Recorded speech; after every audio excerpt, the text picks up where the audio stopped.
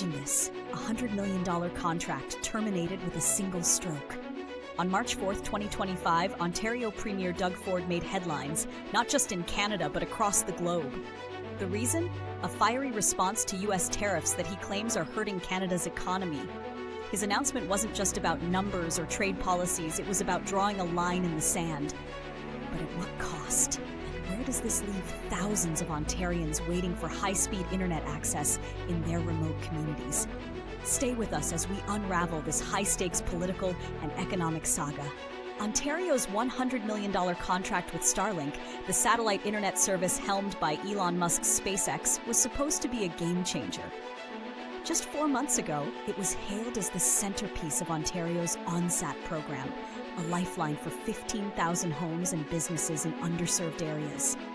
High-speed internet for the most remote corners of Ontario, a promise of connection and progress. But all of that vanished on March 4th. Premier Doug Ford, standing at a podium, delivered a statement that was as decisive as it was dramatic. "We're ripping up Ontario's contract with Starlink. It's done. It's gone," he declared. His reasoning? The newly imposed U.S. tariffs, a move introduced by President Trump that he said could devastate Canada's economy. Let's pause here for a moment. Does this sound like just another trade dispute? Or is it something more? Ford's words, bold and unflinching, hinted at deeper frustrations between Canada and its southern neighbor. Ontario won't award contracts to people who enable and who encourage economic attacks on our province and our country, he said. It sounds personal, doesn't it? This wasn't just a stand against tariffs. It was a stand against the policies of President Trump, who Ontario now blames for upsetting its economic stability. And there's more. Ontario isn't just canceling the Starlink deal. The province has outright banned U.S. companies from bidding on government contracts. Think about that for a second. No U.S. companies in Ontario's procurement processes. None at all. So what's at stake? A great deal. For Ontario, this move delays high-speed internet expansion to remote areas, leaving thousands still disconnected in a world where connection is everything. For Starlink, the fallout could be financial, reputational, and strategic. And for Premier Ford? Well, his actions have launched Ontario into the eye of an international trade storm. But why Starlink and why now? This isn't a random retaliation. Back in November 2024, the contract with Starlink seemed like a perfect fit. Elon Musk's innovative satellite technology promised low-latency, high-speed connections that could bridge the digital divide faster and more effectively than anyone else could. For communities with no reliable internet, Starlink wasn't just an option, it was hope. Yet, as the Premier pointed out, the province hasn't paid a penny into Starlink's hands yet. There's no immediate financial loss, but the cost in time, trust, and technological progress? That's a different story entirely. Without Starlink, Ontario's OnSat program needs a new plan, a new partner, a new lifeline for those rural communities. Now, what's driving this tension?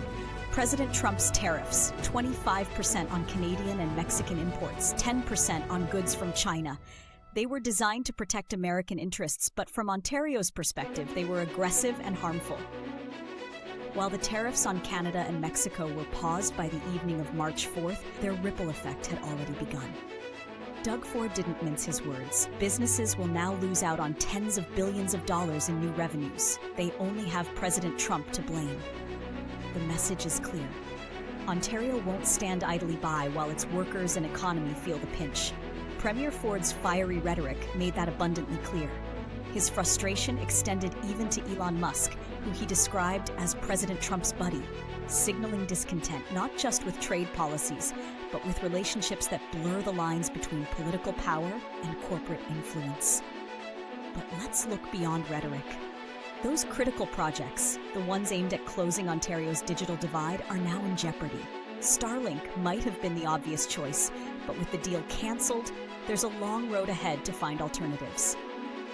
Meanwhile, thousands of disconnected Ontarians are left wondering when or if they'll be brought online. And in the midst of all this, what happens to Ontario's partnerships with other U.S. companies? By banning them from government contracts, the province is sending a powerful message, but it also risks alienating potential collaborators in the future. Trade, politics, technology, they're colliding in ways that feel almost impossible to untangle. there's still a glimmer of possibility in this tangled web. The temporary tariff pause could de-escalate tensions. Could dialogue follow? Could a solution emerge?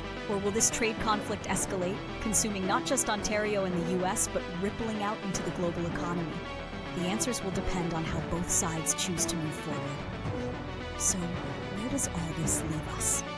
Premier Doug Ford's decision to cancel the $100 million Starlink contract is more than just a local issue. It's a bold statement on trade, technology, and economic sovereignty. But bold decisions have consequences. As thousands of Ontarians remain without high-speed internet, as US-Canada relations hang in the balance, and as global companies like Starlink navigate this new terrain, the questions linger. How will Ontario move forward? And will this ripple into something larger than any of us can predict? One thing's for sure, this story isn't over. As leaders on both sides of the border make their next moves, the world will be watching. Learn more about this and other immigration updates at visaverge.com.